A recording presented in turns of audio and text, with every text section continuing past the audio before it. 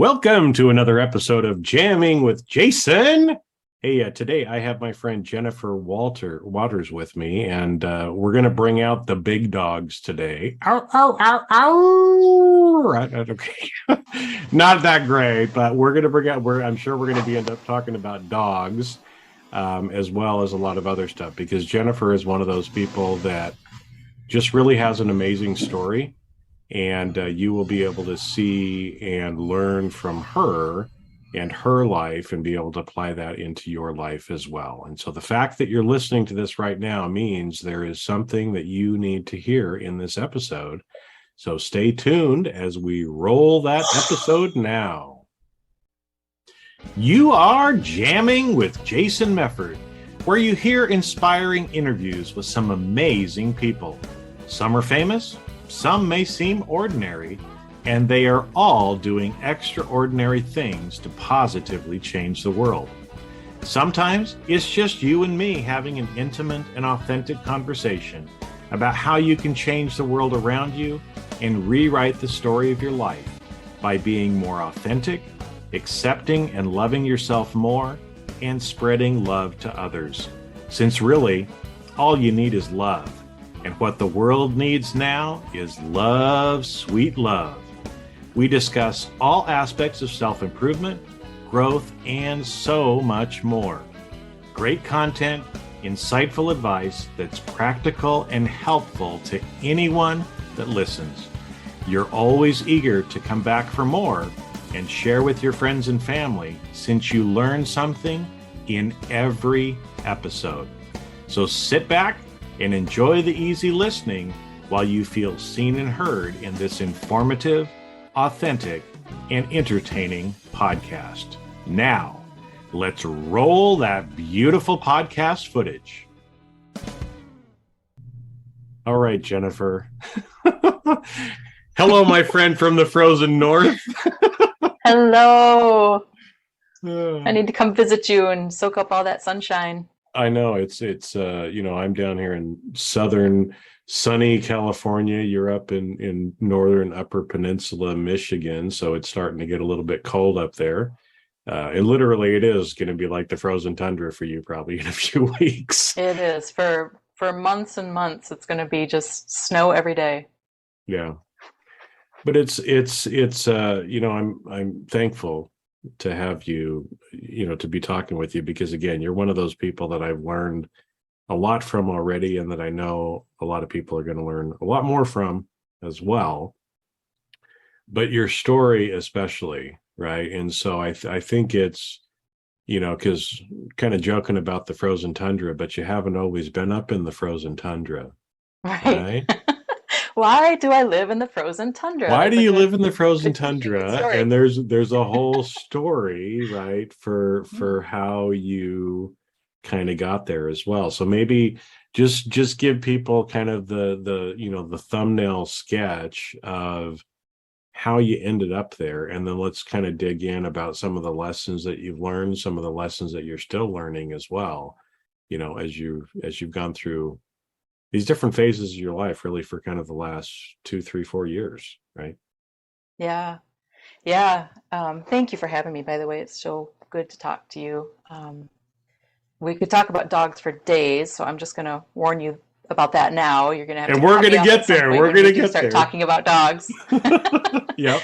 But the dogs do have to do with, why I live in northernmost Upper Peninsula of Michigan. Some people probably have to look that up. There's an Upper Peninsula of Michigan? Most people don't even know that, but I have lived in Chicago. I've lived on the East Coast, most recently in Grand Rapids, Michigan for the last 16 years. And my life really hit a stopping point kind of when my son turned 18, my youngest son. I have 2 kids. And something just dramatically shifted as soon as he turned 18. And it became clear that I didn't need to keep living life the same way that I'd always lived it, which was very much, in the rat race, kind of, in the, corporate climb, in the busyness. I did everything for my kids. I showed up for all the events. We were constantly busy. There was never any downtime. I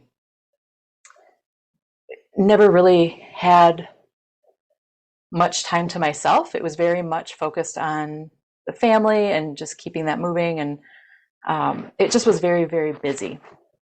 And as my son turned 18, and I realized that both my kids were now adults, they were responsible for themselves, something shifted, and it just became clear that it was time for a new life. And I actually clearly heard that in my mind. It's time for a new life.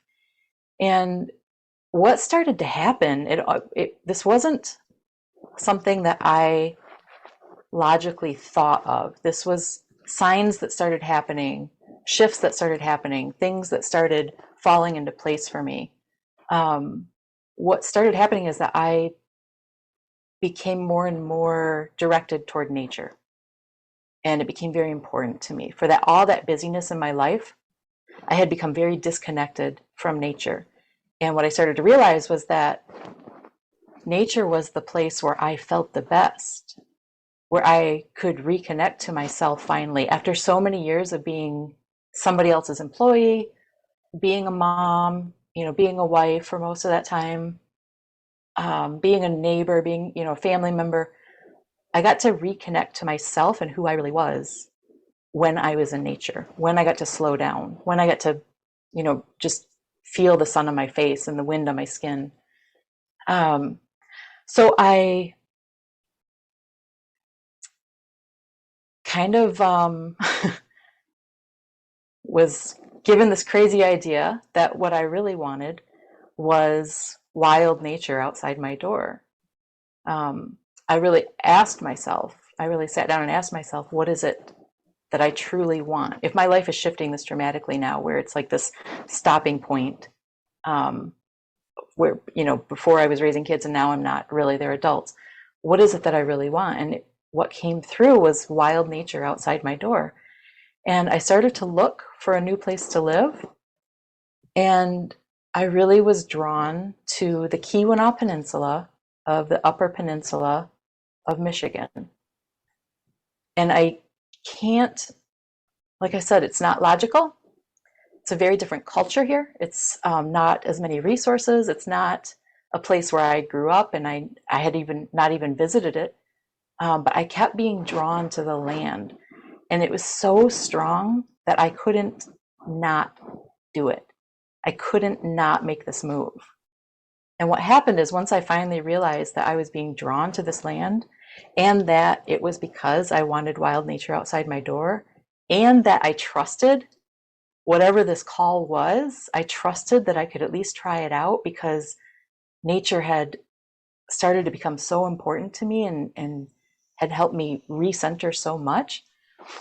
When that happened, when I finally just kind of surrendered to that, the perfect house fell into place. The perfect sale for my existing house fell into place. The perfect timing for the move fell into place.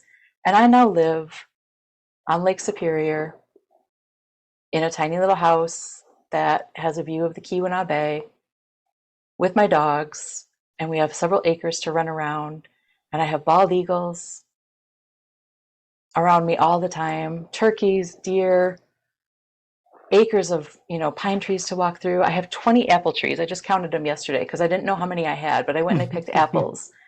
And sometimes on the way to my mailbox, I pick raspberries and thimbleberries as, snacks, like just foraging from the land and connecting with old growth pine trees and watching the eagles soar. And it is the most amazing thing that has ever happened to my life, but also it's the thing that I probably planned the least. I allowed it to happen. And it became the truest, most wonderful thing that, has ever happened in my life. Well, and I want to go there because I've got lots of questions, right? And I know more of your story just being your friend, as well. But I think it's what you're kind of describing, right? I mean, we all go through these different kind of inflection points in our life, if you want to call them, right? I mean, Mm-hmm. something happened when your son turned 18 and you had a shift, right? It was an Mm-hmm. inflection point in your life where, again, you had the choice to realize and go, hold it, my kids are adults now. And like you said, I've always been somebody's, wife or employer or mother or whatever. And that's where your life and the busyness of life had been focused, right? Because Right. you did well. I mean, you were doing Mm-hmm. Oh, I what killed you it. you I know put everything into that, I put everything into it and left very little for myself. well, and that's the thing, right? Because you left very little for yourself. Mm-hmm. And so now at this inflection point, it's like, okay, well, something needs to change, right? And you heard it's time for a new life, that you want wild nature outside my door. And what's interesting, and I mean, I'm still trying to learn all of this stuff too, and I'm sure everybody that's listening wants to know is, you started getting these little hints, these little things, right, that were happening. How does it come, right? Or because I think a lot of times many of us are just oblivious, being so busy and being busy that we're not listening. So how did some of these things kind of come to you Yeah. so that you kind of knew what does it mean to be drawn to that particular peninsula? How did that look? How did that happen? Yeah. How did that happen, right? Yeah. Because again, I think all of us, we have some yearning for something more, but we're not listening a lot of the time. Have been listening, and things have fallen in place perfectly. I learned to listen. I wasn't listening at the time, but I have learned to listen and I'm still learning. But what happened is, I basically, as happens probably to a lot of your listeners, um, my whole life kind of fell away. That busyness got so extreme that it couldn't be sustainable anymore. And my life crashed down around me. I really lost everything. I went through a divorce after 20 years. And at the same time, I lost my health insurance. I lost my retirement savings. I lost, some of my ability to do work because I was left as a single mom. Lost a lot of my friends. Lost my identity as a wife and as a mother. So kind of all those things happened at the same time. And it really just, that's a kind of a rock bottom moment where it's like, I just lost all of this. I lost my future. I lost my future vision of who I was going to be because you kind of plan that with your spouse and you kind of know where where you're headed together. But then when you don't have that anymore, you need to create a new future. I didn't even have a future that I knew that I wanted to look forward to. And in fact, it got to, I think a real turning point was one of my friends asked me, as I was going through this, what makes you happy? What is it that you enjoy doing? And I didn't have an answer for her because I didn't know myself outside of a wife, a mother, a daughter, a coordinator of all the sports events. I didn't know myself outside of that. And I literally didn't know who I was. And so in that, when you kind of, for me, that was rock bottom. And what I turned to instinctively, partly it wasn't a knowing. It was partly because I had become so scared of people. I just had so much anxiety around people. I didn't know who I was and I didn't know what they were thinking of me. And I was going through all this loss. And so I really felt very judged by a lot of people. And so I started to retreat. I started to retreat to nature. That was where I headed. So I didn't hear a call. I didn't choose that. To me, that was the safest escape route. So I would drive maybe 30 minutes before I could find a trail where I could walk my dogs and just be alone and just, try and figure out who I was. And that was the only time where my mind was quiet. I was with my dogs, and every single time I went out on a walk with my dogs where there were no people around, I found that I was happier. So that's how it started.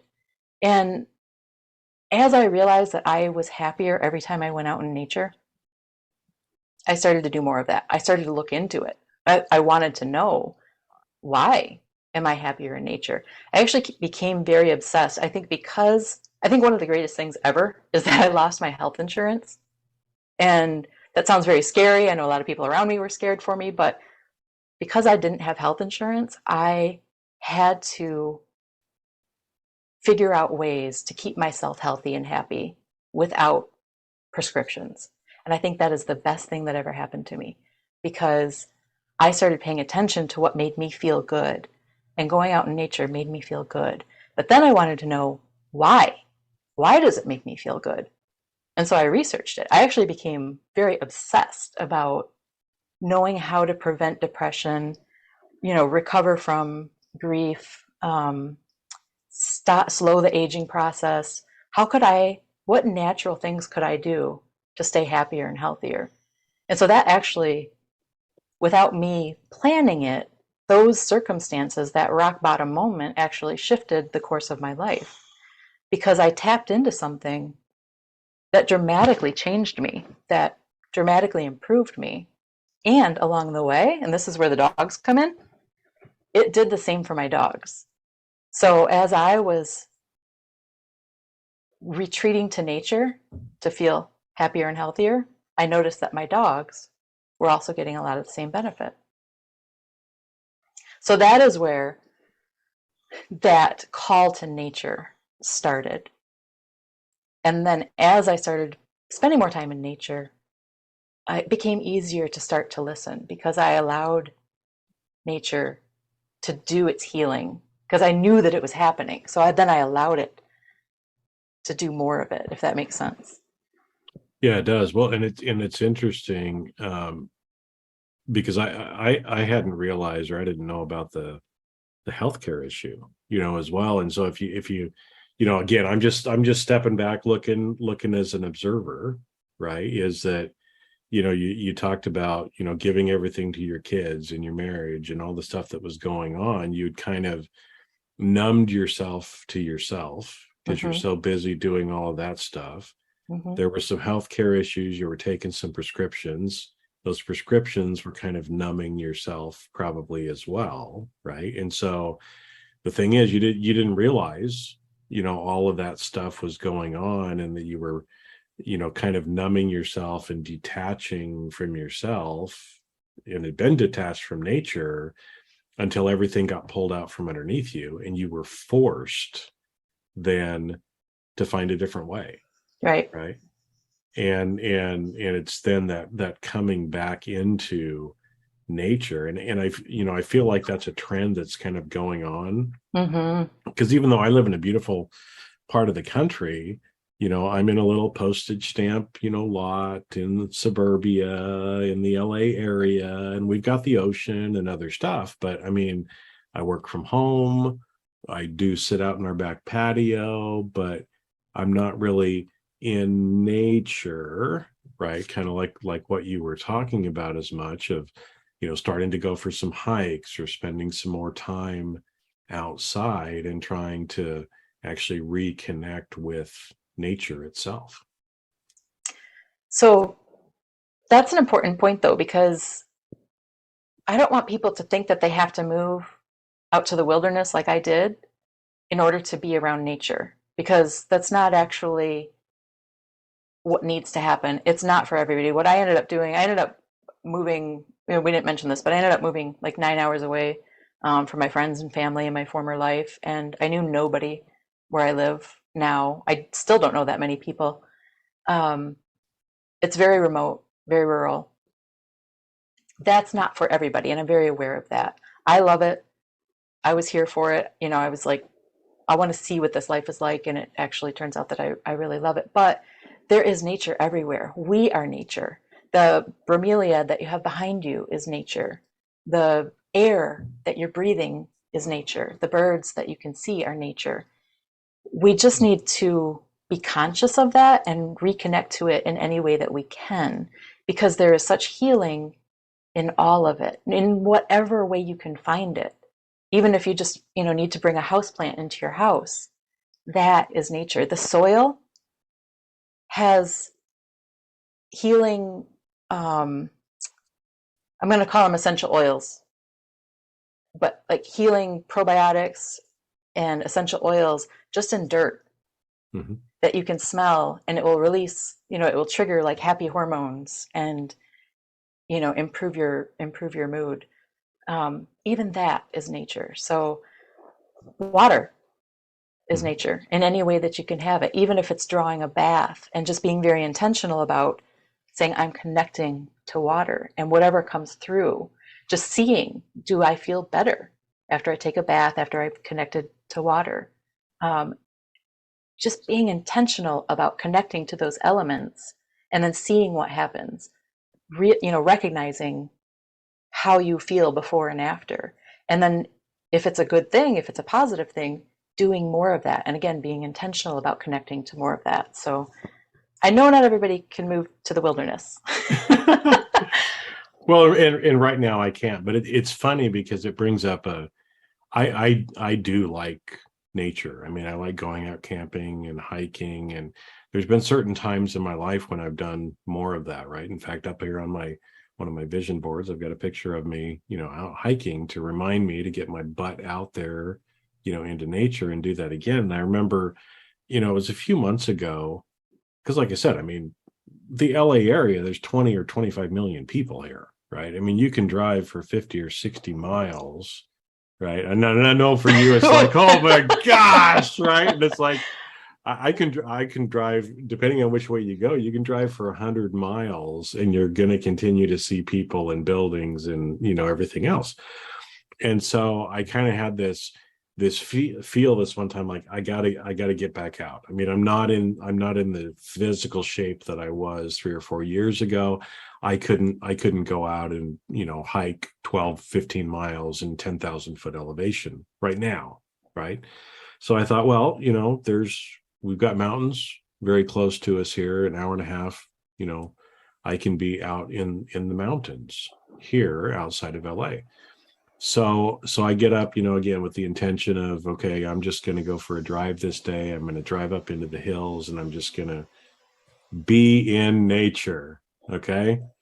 So I start driving up, and of course there's only a couple of places here in LA where you can get up into the hills. So I go to the first one that's closer, where I kind of had the intention or thought of where I was going to go. And I start to drive up the canyon, and there's police. And they blocked off the canyon for some reason. So there must have been some accident or who knows what. So they blocked it off. So I'm like, shit. Okay. So I come back down the hill a little bit. I drive along the foothills, go to the next place where I can really kind of drive up into the hills. Right. So I start driving up. I'm trying to kind of follow my intuition. Oh, here's a great vista area. This is going to be perfect. I pull off. There's like one car that's there already. And so I get off and I kind of go sit on the side of the hill. The people go get in their car and they start to leave. And I'm like, yes, this is fabulous, right? I can see for miles. And literally it was like a minute later, all of a sudden the ground starts shaking. Oh my gosh.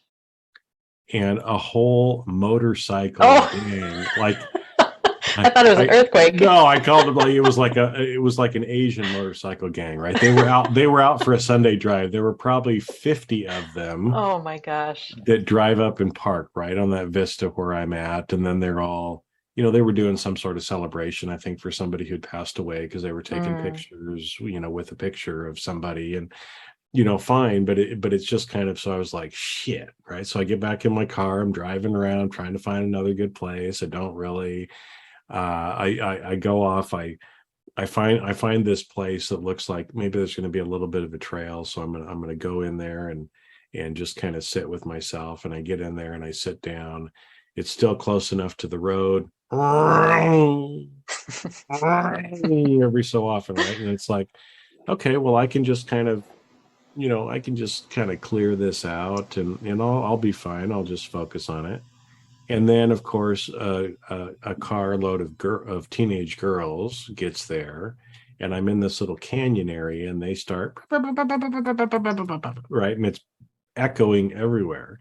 And so finally, I'm like, "Fuck it!" I get in my car, I drive back home. It's more peaceful at my home, right? Nature sucks than it was out in nature, right? Right. But to me, it was kind of the, right, of just what you just said. Yeah, Nature, it's all around. it's all around, and Hmm. actually sitting on in my back patio, looking at the vegetation in my garden Yeah. is much more connecting. There's much more peace and quiet, right? Even though I live in a subdivision, it's actually a very quiet place. We never hear the neighbors. Oh, The that's beautiful. the freeway's a couple a mile and a half Hmm. away. Sometimes we can kind of hear the of that, but for the most part, I think, like you said, for everybody listening, right, it's more about just connecting with what you have available to you, Right. right? Recognizing it. Yeah. The plants, Hmm. the dirt, the other things that are literally right around us. We don't have to go to the mountains. We don't have to drive to northern Michigan to be able to be in nature. And Right. maybe talk a little bit more, because I heard you say we've got to be intentional about connecting. So what does that look like, or what is it for people that aren't familiar with what that Yeah. might I'm mean? glad you asked that because that kind of popped up into my head too as you mentioned something. When I was at my lowest and when I was, having severe anxiety and depression and I was escaping to nature, one of the only things somehow I got the idea or I heard it somewhere, that gratitude is a good way to feel better, to ease depression, to ease anxiety. And so what I did was, as I was out walking, I was looking for things to feel grateful for. And it just so happened that a sunbeam, like the clouds parted one day, and a sunbeam hit my face, and I could actually feel the warmth of it on my skin. And it felt so good. And it just, I was lost in my sad, sad victim story thoughts.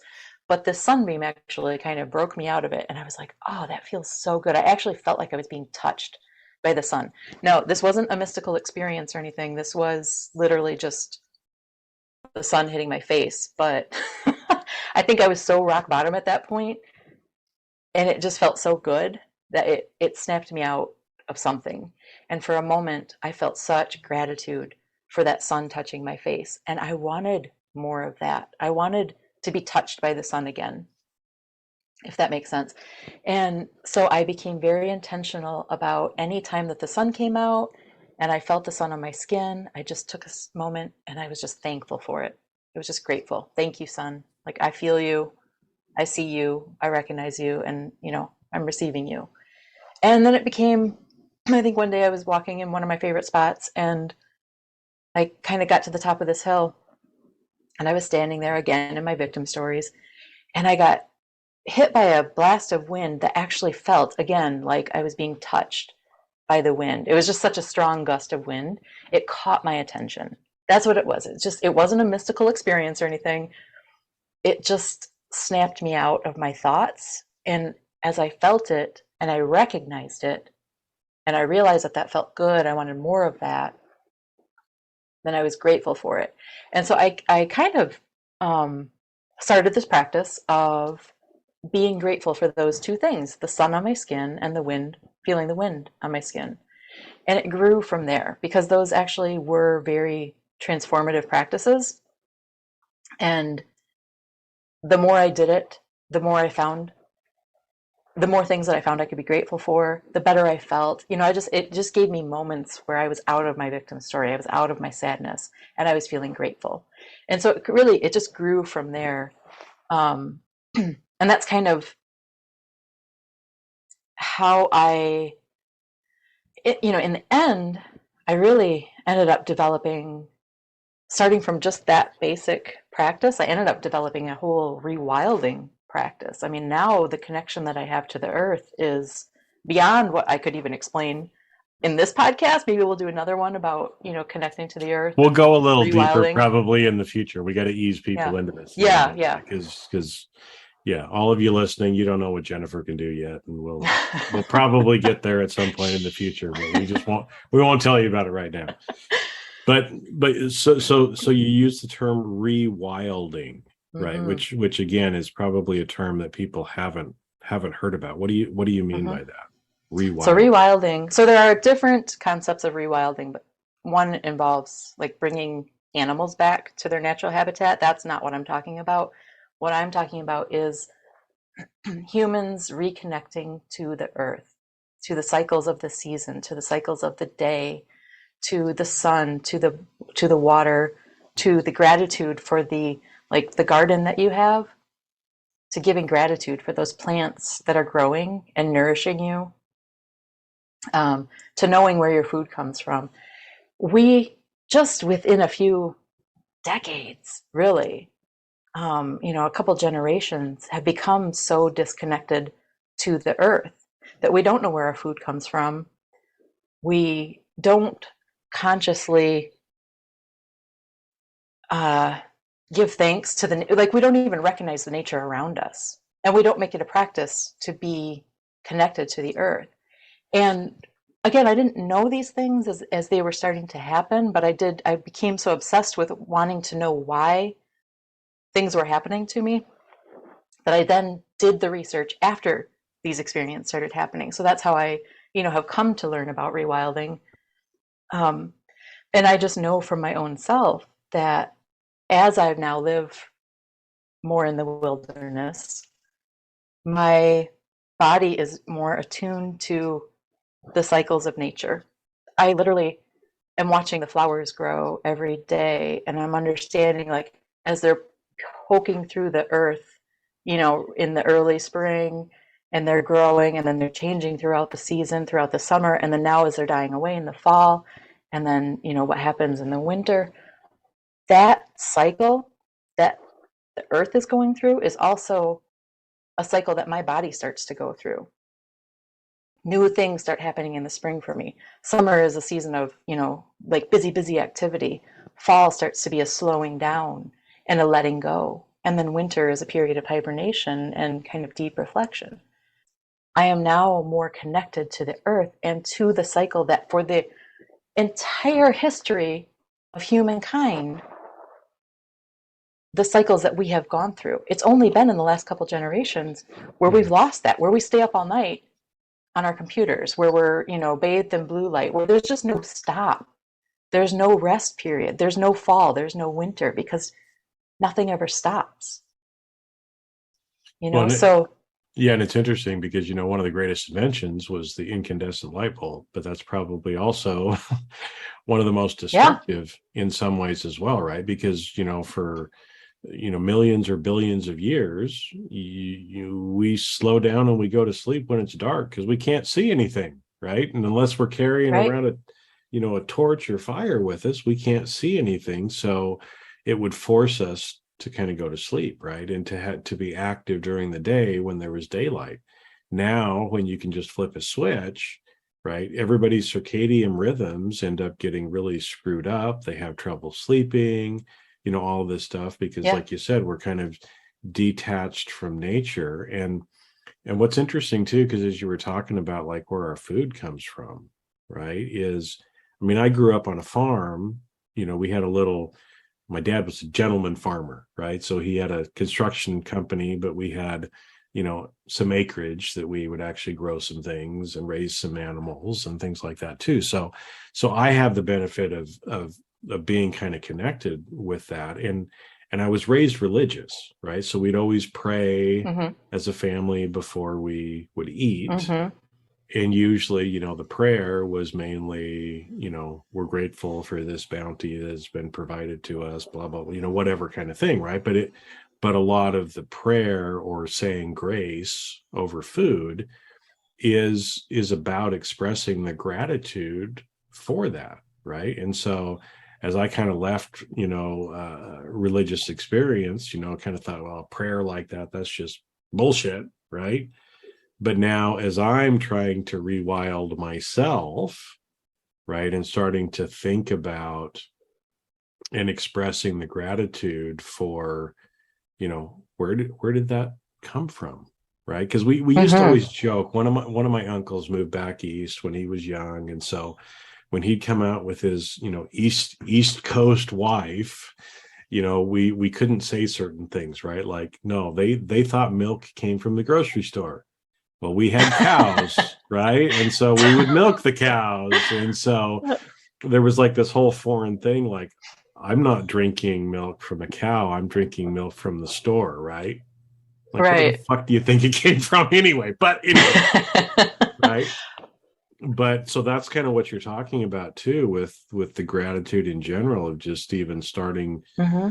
to think about and reconnect with, the food that we're eating, the water that we're drinking, what we're bathing ourselves with, looking at the plants growing, and the other things like that as well, and allowing ourselves to get back more into the rhythm of nature. Because like you said, we're Yeah, nature too. So if we're trying to fight our normal natural tendencies, then that's probably exactly. does bad things for our body as well. And I'm guessing, Exactly. like And you that's said, I mean, where, yeah. well, I was going to say, that's where the anxiety is just taking such a deep hold in us, and the depression, and, just all the mental health issues that we're having. I believe a lot of it is this disconnect to nature and to who we truly are as nature. Mhm. And I just have had nothing but positive experiences as I've reconnected, as my dogs have reconnected. I mean, there was an interesting, I think the World Health Organization um, put out recently that we are now more urban. We're a more urban species than we are rural. So more people in the world live in urban spaces than they do in rural spaces. And that's a shift, that obviously has happened in humanity, because it wasn't always like that.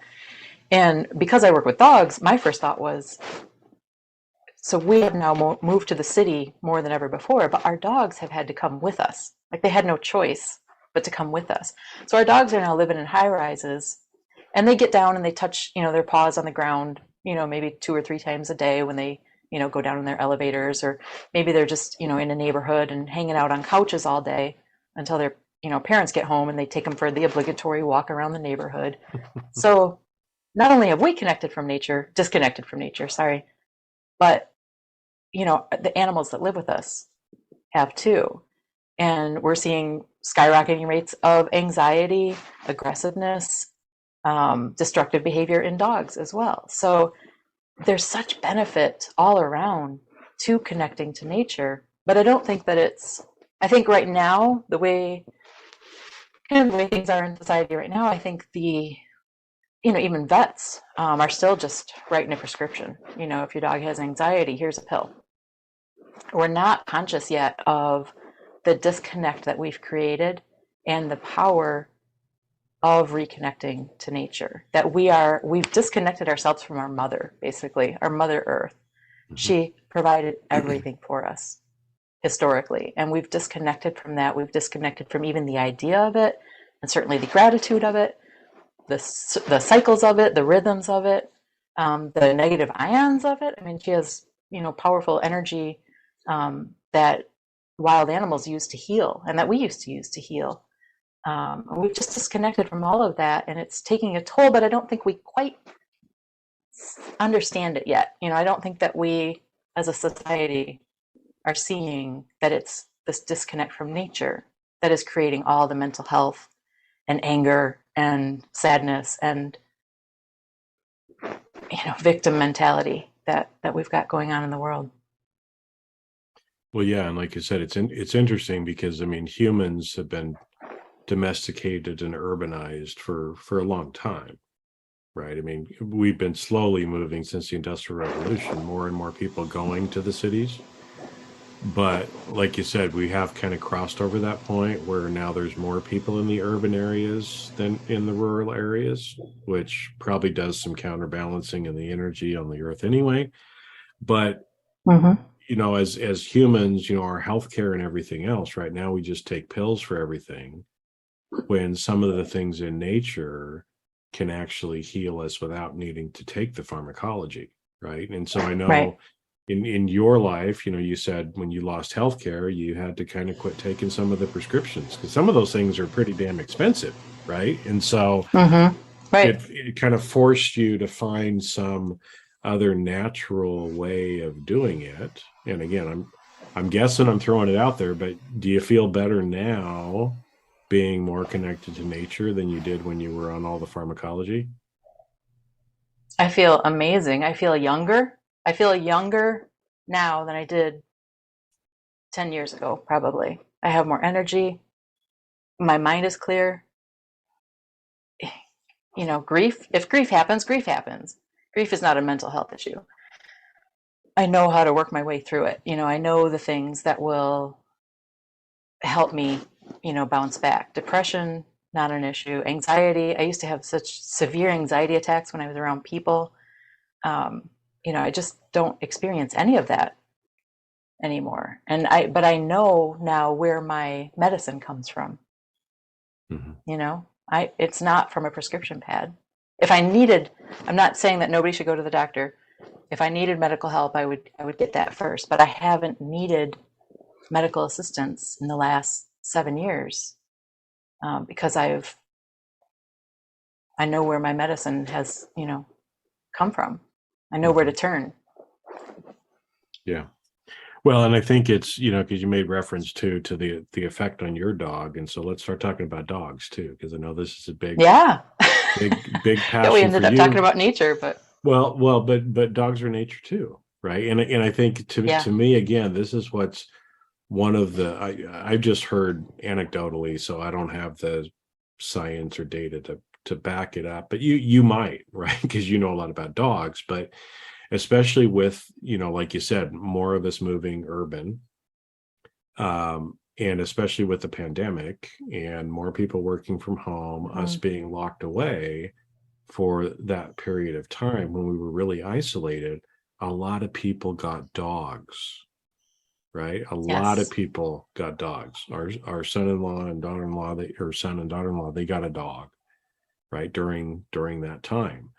And so let's now we're starting to incorporate, whether you realize it or not, having a dog, having a cat, having, some sort of a pet or animal in the house is also nature, right?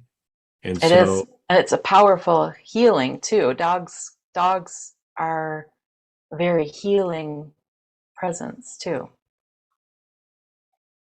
But yeah, more people than ever got dogs during the pandemic. But unfortunately, because what those dogs are experiencing, a lot of them, is a lack of socialization. Because people brought dogs into their house, but then they weren't allowed to take dogs out for kind of the normal experiences, the normal socialization experiences that most puppies and dogs would experience. So they didn't get to go to the dog park. They didn't get to go even to the vet in a normal way. You know, most people had to just kind of leave their vet, or sorry, walk their dog to the door, and then the vet took them from there. Um, so a lot of people got dogs, but there are a lot of issues with those dogs. And if you got a pandemic dog, know that you're not alone. That you know, if it went great, that's wonderful. But if you are struggling with your dog's behavior, anxiety, lack of socialization, you're definitely not alone, because this is a huge trend that we're seeing. In the pet industry now, is that people are really struggling with the behavior of their dogs, and a lot of it is because of that lack of socialization, that lack of access to just getting outside, hmm, spending so much time inside, and not being able to access trainers, not being able to access each other, and say, hey, what's going on with my dog? And also, I mean, I think really the key thing is the increased anxiety in ourselves, the increased depression in ourselves. Our dogs pick up on that. And so through the pandemic, when we were, anxious and nervous and fearful about everything going on, and dealing with, just depression and isolation, we were pumping out hormones that corresponded to that. And our dogs were picking it up because they can sense minute chemical changes in our bodies. Think about, tracking dogs and the things that they can smell. They can smell. Think about a seizure sensing dog who, acts as a service dog and can, tell a person of an impending seizure or an impending diabetic um, episode. That's the level of scent that a dog has. And when we're sitting here pumping out anxiety and, stress hormones, they're picking up on that. So it's been a complicated issue because a lot of people got dogs, but for our dogs, for the dogs that, were brought into the homes, there's been a lot of negative repercussions of this, this pandemic period. And what I noticed with my own dogs, when I went through this kind of, this rock bottom that I was talking about, when I fell on my face, that's what I called it, like literally couldn't even complete a sentence or, think a thought because I was just so deep in the depression. What I noticed during that time period was that my dogs, I had 3 dogs at the time, they all got sick too. So when I was at my lowest, all of a sudden, all 3 of my dogs were at their lowest. Every one of them got sick. I actually started to say goodbye to one of them. And as I started to try and figure out things that made me feel better, I mean, I was kind of, like I said, I was desperate to feel better, and I started, researching things. What I noticed is that as I felt better, my dogs started to feel better too. So as I healed, my dogs healed. And again, I didn't know that going into it, but I noticed it. And then I wanted to research it and find out, what had happened. And that what I just talked about with the, the energy that we're putting out and the hormones that we're putting out, that's what I discovered is that our dogs are mirrors of ourselves. So if we are putting out depression, stress, anxiety, sadness, chances are your dog might be mirroring some of that back to you. So I heard somebody talk yesterday or a couple of days ago about, she was talking about how controlling she was of her life. And she knew she wanted to change, but she was like, I'm very dominant in my life. She didn't use the word dominant. She's very controlling. She wanted everything to go a specific way. And then her dog started barking. And she said, oh, and my dog, she's so dominant. I really have to take her to the trainer and get that fixed. And I thought, oh, right there. She's putting out this controlling energy. She had just adopted this dog who became very dominant. It's a controlling energy that she was mirroring back to her. And so often, a lot of the issues that our dogs are having, if we could sit and look at the issues that we're having, it could be a 2-for-1 fix. If your dog is mirroring back to you the issue that you're dealing with. Well, what's interesting, because I'm sitting here thinking of it, and it's almost like dogs are kind of like the canary in the coal mine a little bit too, right? Is that because I know we were dog sitting for somebody a few weeks ago. And what's interesting, I mean, you know me, I'm kind of a chill, laid back, calm kind of person, right? And so the parents of this dog are a lot more anxious, a lot more, kind of thing. So the little dog is like anxious, the most anxious dog I have ever seen in my life. Yeah. I have not seen a dog scared of everything like I do in this particular dog. And what's interesting, so I drop them off. We watch them for, her for, I don't know, 3-4 days. The whole time that she's here, she's just lounging around, having it, just laying out, just chilling. The minute that the parents come back and walk through the door, the dog changes again and goes right back to doing what she was doing before. And so it's interesting that again, if you have a pet, you can probably, like you said, it's the same thing with our human behavior as well. When I'm coaching people on leadership and stuff, I use that mirror example too, right? Like if somebody's being an asshole, hold up the mirror. What are you doing to be the asshole that's mirroring off of them, right? And so it's the same kind of thing. If your dogs are getting sick, are we getting sick? But like you said, as you got healthy, your dogs got healthy as well. So we can kind of use them to almost like see what's going on with us. But there is a healing that happens by having the animals as well, right? Absolutely. Even if they're anxious, even if they lack socialization, there's still such a healing, no matter what's going on. And I don't want anybody to feel bad, like, oh my God, my dog is anxious and I'm anxious too. This is my fault. Yeah, no. It's just no. But it's an opportunity to, look at your dog and say, well, what are the issues that my dog is having? And maybe that's something that I need to address too. But even in that, no matter what, there's such healing presences.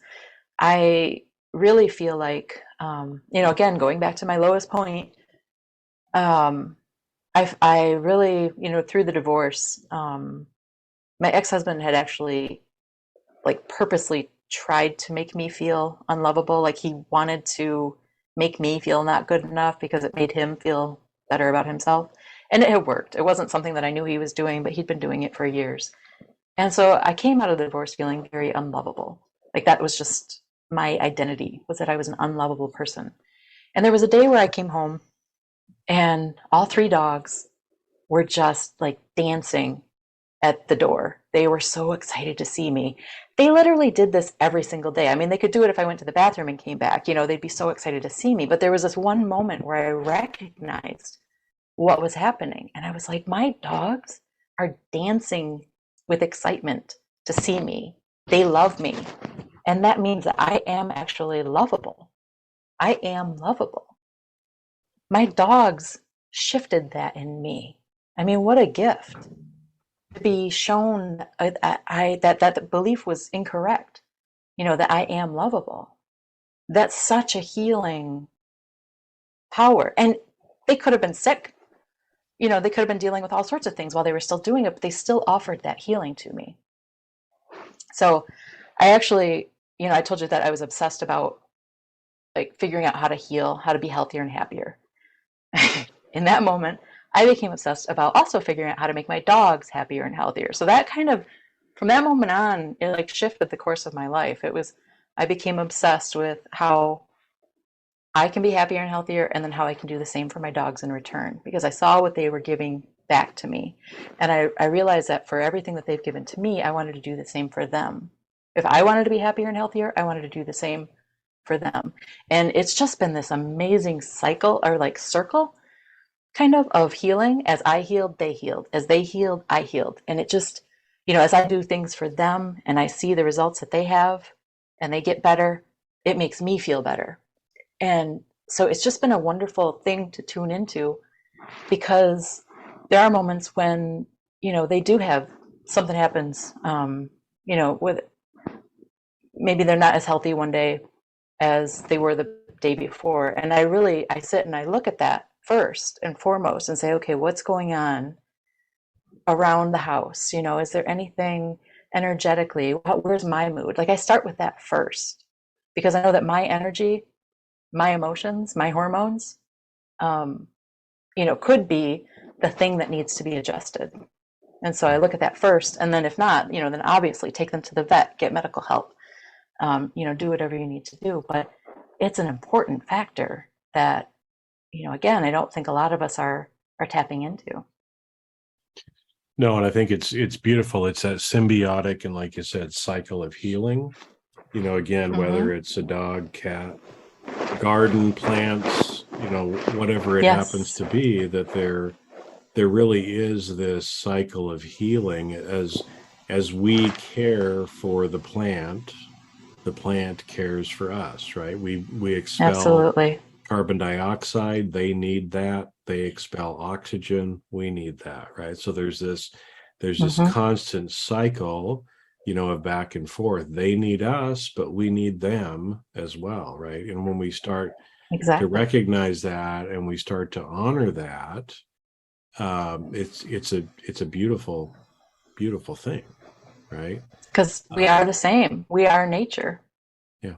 We are nature. We are no different than the plants and the animals. Well, and so I know you kind of have already written like an ebook, and you're looking at doing something that's a little bit bigger from a book perspective too. But for some of the people that are listening too, I mean, they probably have been able to read in between the lines. But as we kind of wrap up, for today, would love to leave people with, one or two ideas of, something that they can practically do to help them connect more either with their dog or with nature in general. So Well, what would you Yeah. tell people? So two ideas that come to mind. So the ebook that I wrote is literally explaining exactly that. So if anybody is interested and wants to check that out, we'll leave information on that. But two of the easiest places to start, I think, are one is mindfulness. Mhm. So what I started doing was being more mindful around my dogs, not meditating, but just being mindful of them. So a mindfulness walk is a great start. So as you're walking your dog, just be mindful of your dog, not of everything else that's going around, not of your phone, not of even how you feel. Just be mindful of your dog and watch your dog's behavior. Watch when they want to stop and smell something. Let go of the idea that you have to hit a certain time limit or you have to, reach a certain distance. Let go of that. See where your dog wants to go and just be present with your dog and just be open to kind of observing your dog in a way that you maybe have never observed them before and seeing what happens, seeing what comes up, seeing what what ahas happen and taking note of those, recognizing them. And then that might lead you down a path of wanting to observe more and understand more because you might see some behaviors in your dog that you never noticed before because you weren't being mindful of them because we had this preconceived notion of what a dog walk should be. So a mindfulness walk is a great place to start. I also would recommend, let's do it. I'm going to recommend earthing or grounding, which is, I said before that wild animals don't need prescriptions. Wild animals don't, suffer from anxiety like our dogs do. Wolves aren't running around with anxiety and, depression, and they're not needing pills from their vets. They're in touch with negative ions that come through the earth, which provide our bodies, all of our bodies, all animal bodies, including ours, with a balance of energy. And we are lacking that, but our dogs are lacking that too. So your dog actually needs to be touching the ground for at least 30 minutes a day, preferably more if you can. Paw pads on the ground. Concrete can work if there's nothing underneath it, but ideally grass, dirt, rocks, and let them have that contact with the ground that they used to have, that we all used to have, to bring their bodies energetically back into balance and allow their bodies a better chance to heal themselves, basically, from whatever's going on. Yeah, and that might be, grounding or earthing might be a new term that people haven't heard of. So I'm gonna maybe I should do an episode on this in the future because it's a really interesting concept. Is that just like Jennifer was talking about, right? I mean, there's energy. You can call it electricity, energy, ions, whatever, but there is energy in everything around us, right? And for millions or billions of years, we all walked around pretty much barefoot. So for or very little, right? And so for the most part, the energy could pass through, and it can pass through what I call natural materials, right? So obviously, if you're barefoot, if you're wearing cotton socks, the energy can still go through that. Now, the problem is most of us wear plastic shoes. Now, if you're familiar with electricity and electricity in your house, there's a reason why they wrap the wires in plastic, because the electricity can't go through the plastic. But if you look down at what you're wearing on your feet all day, it's plastic, right? So that's why when people talk about hugging a tree or sitting on the grass or gardening and just actually having your fingers in the dirt, right? Those are opportunities for us as humans, just like your dogs, to be able to actually ground and allow some of that energy to flow back and forth from our bodies to the earth, from the earth to us as well. That ends up, kind of helping us out. There's plenty of stuff online about it. Some of it's kind of hokey and BS, but there's actual science behind a lot of this stuff as well. There is science behind it, yeah. And it's a very simple practice too. It's literally just, it's touching the earth And, for 30 minutes if you can, more if you can make it. But even, just even putting toes in the water, it's just a simple practice that will create a better energy flow in your body and in your dog's body. And it's really essential for all of our bodies to have that. So it's a very simple practice, but there's definitely science behind it. There's more you can go into it. But just, taking that time to make sure that your dogs have paws on the ground, for as much time as they can a day. Well, like you said, 30 minutes, probably a good ballpark. It's a good place to start. Great place to start. Yeah. Good place to start. But anything is better. Because we all, exactly. I love that idea that baby steps, nothing that I ever did in this whole journey was perfect, but I just took tiny little baby steps and I just kept adding on, and in the times where I thought that I did have to be perfect with it, I held myself back for months and years. Dog food is a good example. That's a whole nother episode, but I held myself back from even taking the tiniest step, but even the tiniest step always made an improvement. So that's where I live from now is, baby steps, just as much as you can do, and don't need to be an expert, don't need to be perfect at it. But even if you can, get your dog outside for a little bit more and you go with them, you probably both. It's a win-win, right? You get the 30-minute walk. Win-win. 30-minute walk as well, right? So, yeah. Yep. Well, healing all around.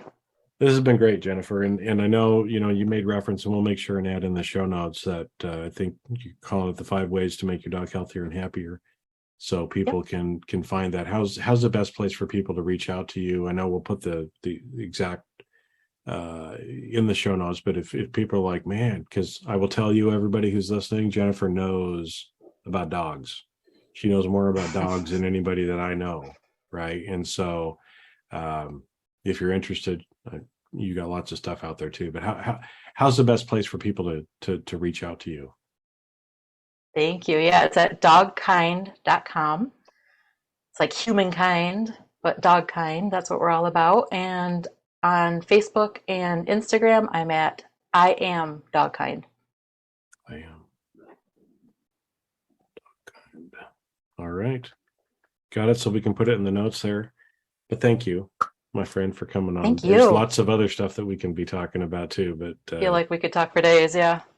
Oh yeah, we can talk. We can talk for days. I know we can talk for days, actually. Yeah, I literally know we can.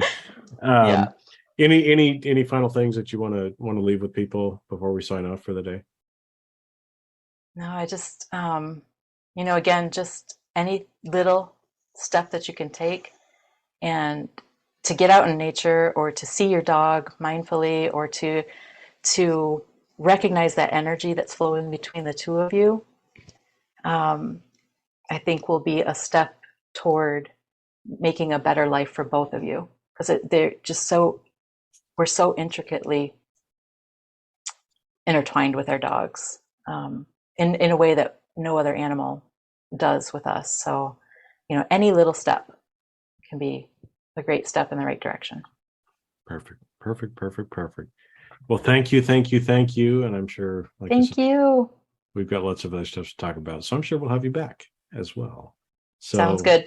Everybody go out this week, do what you can to, just start trying to connect a little bit more to nature. Any little step will make a difference. And, again, not everybody's the same.